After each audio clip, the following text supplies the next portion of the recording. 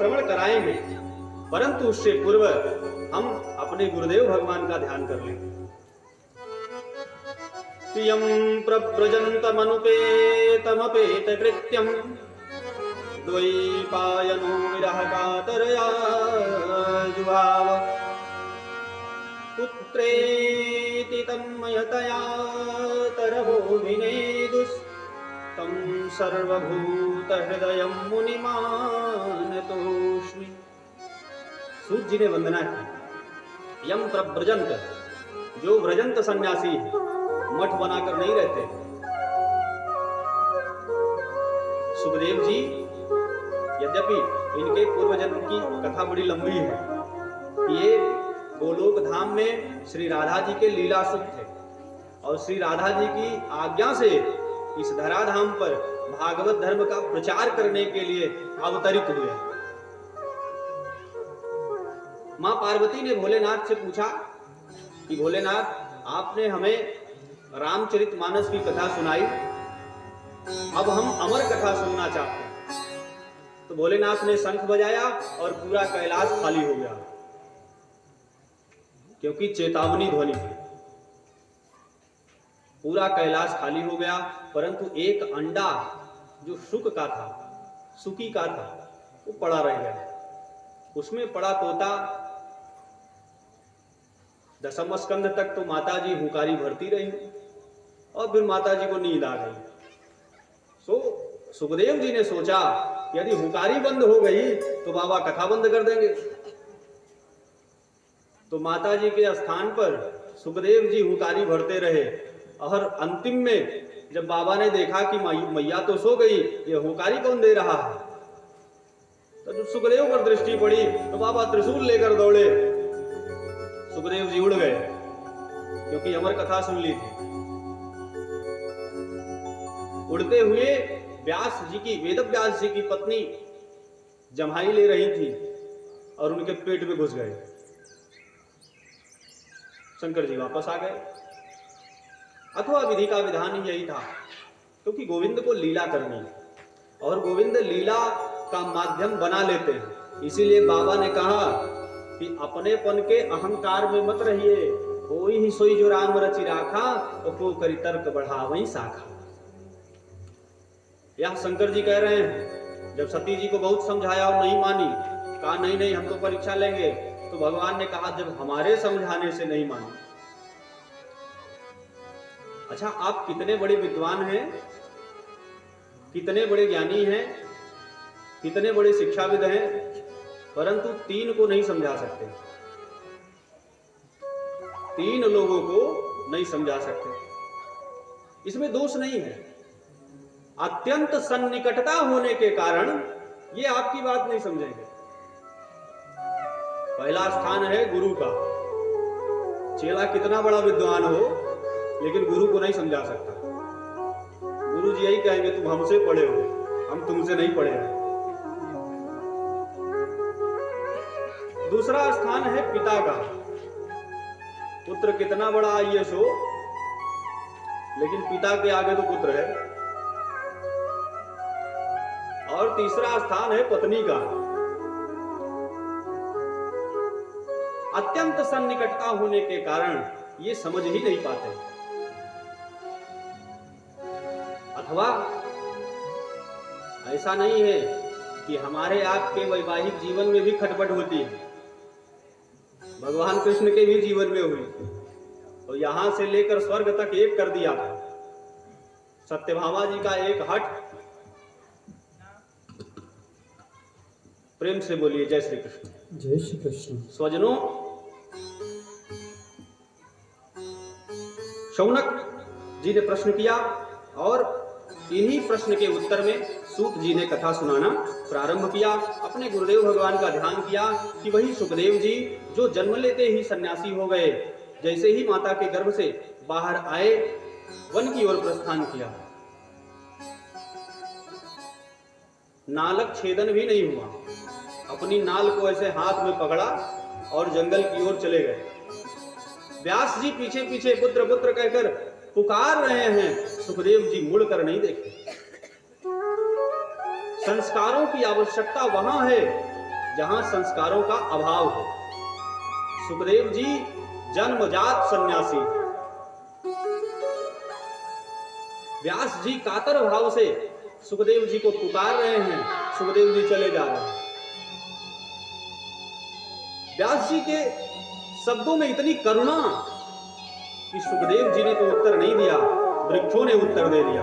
वृक्ष अभिनय दिया, जो जड़ प्राणी है वृक्ष, वह बोल पड़े कि व्यास जी आप लौट जाइए, ये नहीं लौटने वाला। व्यास जी मानो समझ गए, परंतु पूरी तरह नहीं समझे। पिता हैं, बहुत देर लगेगा समझने। थोड़ा आगे गए तो एक सरोवर में कुछ स्त्रियां स्नान कर रही थी। सुखदेव जी तो निकल गए, और जब वेदव्यास जी को उन स्त्रियों ने देखा तो अब जल्दी जल्दी अपने वस्त्र धारण करने लगे शीघ्रता से।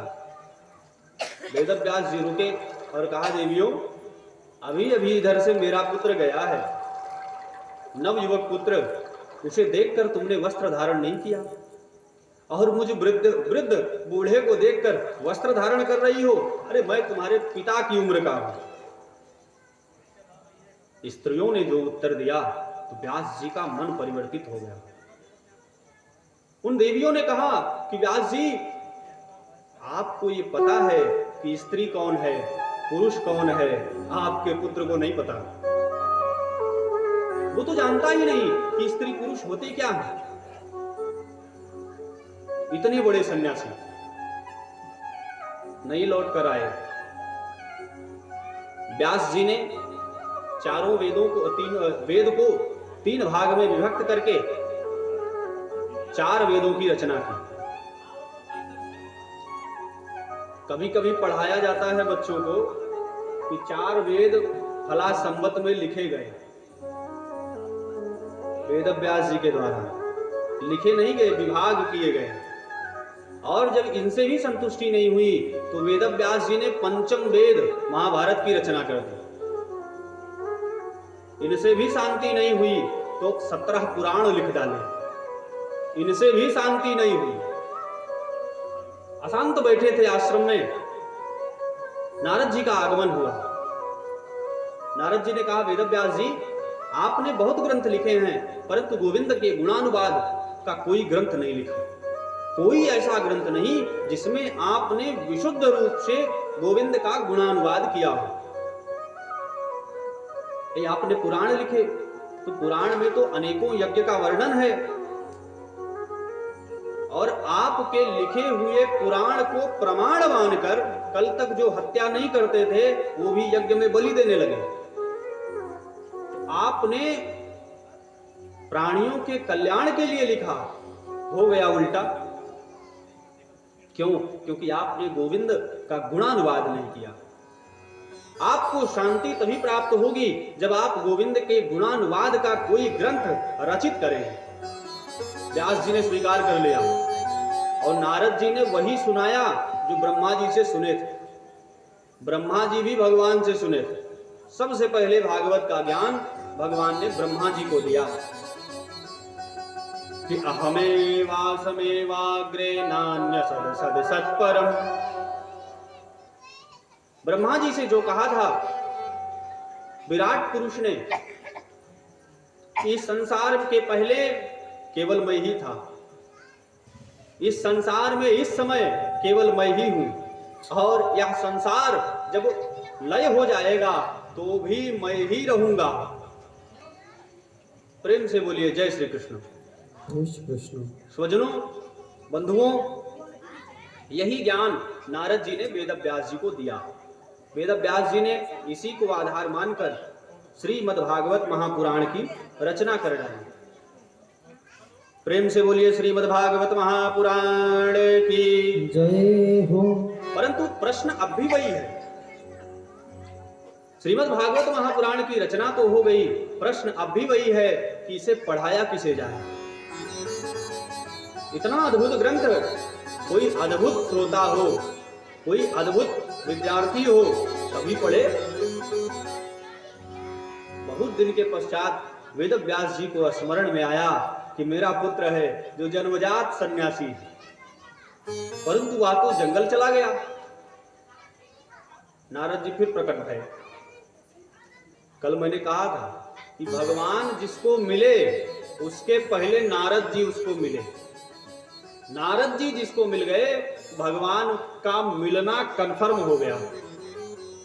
जान जाइए कि अब आप वेटिंग में नहीं हैं, अब आपका टिकट कंफर्म है। तो नारद जी ने कहा, व्यास जी आपका पुत्र है श्री सुखदेव, सुखदेव जी को पढ़ाइए। वेद व्यास जी ने कहा, परंतु वो तो ब्रह्मज्ञानी है, वो निर्गुण निराकार ब्रह्म की उपासना में स्व अंतःकरण में स्वस्थ रूप से स्थित है, वह श्लोक क्यों रटेगा। नारद जी ने बताया कि अपने कुछ शिष्यों को 2-4 श्लोक याद कराओ और उनको कह दो कि जहां जाएं वहां गुनगुनाते रहे। भागवत जी के श्लोक भी इतने सुंदर कि मन आकृष्ट होता है, क्योंकि कृष्ण का तात्पर्य ही है कर्षयति जीवानाम चित्तम, हठात जीवानाम चित्तम कर्षयति। कृष्ण का चरित्र ही ऐसा है कि जीवों के चित्त को जबरदस्ती आकृष्ट कर लेता है, खींच लेता है। जैसे कृष्ण कहते हैं, वंशी कहते हैं जिसे मछली पकड़ते हैं, और वो भी टेढ़ी होती है। मछली को आटा डालते हैं और वो फंस जाती है क्योंकि वह टेढ़ी है। ऐसे ही भगवान का नाम है, यह गोविंद का स्वभाव है। आपने दुनिया में देखा होगा, कई कथाओं में सुना होगा कि गोविंद कैसे प्राप्त हो, इसके लिए सब जतन कर रहे हैं। क्या ऋषि, क्या ब्रह्मर्षि, क्या महर्षि, क्या देवर्षि, क्या सामान्य प्राणी, सब इसी प्रयत्न में है कि गोविंद का साक्षात्कार कैसे हो। परंतु ब्रज की गोपिका यमुना तट पर ध्यान लगाकर बैठी है कि ये मेरे हृदय से निकल जाए। नारद जी ने पूछा कि देवी ऐसा क्यों कह रही हो? अरे बड़े बड़े योगी, बड़े बड़े ब्रह्मर्षि जिनकी करोड़ों वर्षों तक तपस्या करते हैं, फिर भी दर्शन नहीं प्राप्त होता। वह ब्रज की गोपिका नारद जी से कहा कि यह हृदय में ऐसा प्रतिष्ठित हो गया है कि इसके अलावा और कुछ सूझता ही नहीं। भाई गैया दूर रही है और गोविंद आकर खड़े हो गए और प्रेम से एक बार जो कहा भाभी, तो भाभी गैया बाल्टी में दूर रही है कि धरती पर, पता ही न चले। और बाद में सास डांटे। तो नारद जी हम चाहते हैं कि ये मेरे हृदय से निकल जाए, नहीं मेरी गृहस्थी चौपट हो जाएगी। गोपियां कोई सामान्य नहीं हैं, यह ऋषियों के अवतार हैं, वेद की ऋचाएं हैं। सुजनों नारद जी प्रकट हुए और वेदव्यास जी से कहा कि कुछ श्लोक अपने शिष्यों को रटा दीजिए, ये यत्र तत्र गाया करें। एक दिन एक शिष्य जंगल में समिधा लेने गया, लकड़ी लेने गया हवन के लिए, तो गा रहा था कि बरहा पीडम नटवर वपुः कर्णयो कर्णिकारम्। इतने सुंदर है भगवान। इस पूरे श्लोक में भगवान की सुंदरता का व्याख्यान है कि भगवान कितने सुंदर है। वहीं दूसरे श्लोक में, तब तक दूसरा शिष्य था, वो बोल पड़ा क्योंकि आदत थी। व्यास जी ने कहा था, सुखदेव जी ने जब पहला श्लोक सुना तो समाधि भंग हो गई। कहा कोई इतना सुंदर हो सकता है? और गोविंद इतने सुंदर हैं कि शाम को जब गैया चरा कर लौटते हैं तो माथे पर पसीने हैं, धूल के कण हैं, परंतु उन धूल के कणों पर जब पसीने की बूंद टिकती है तो लगता है जैसे श्वेत मोती रखा हुआ है। क्यों? क्योंकि सुंदरे किम न सुंदरम, सुंदर सदैव सुंदर होता है। सुंदरता पेंटिंग से नहीं आती है। और आज तो हमको हंसी आती है कि अभी तक तो लेडीज पार्लर थे, अब जेंट्स पार्लर हो गए। अब पुरुषों को भी सजने की आवश्यकता होती है। महिलाओं का तो प्रसाधन है, सौंदर्य प्रसाधन, लेकिन पुरुष भी अब सजना चाहते हैं। कई कई पुरुषों को देखकर भी लगता है कि ब्रह्मा जी से गलती हो गई, ये बना कुछ और रहे थे, बन कुछ और गए। प्रेम से बोलिए जय श्री कृष्ण। जय श्री कृष्ण। तो स्वजनों, भगवान की सुंदरता का वर्णन शिष्य ने किया और दूसरे श्लोक में दूसरे शिष्य ने कहा कि अहो वकीयम स्तन कालकूटम।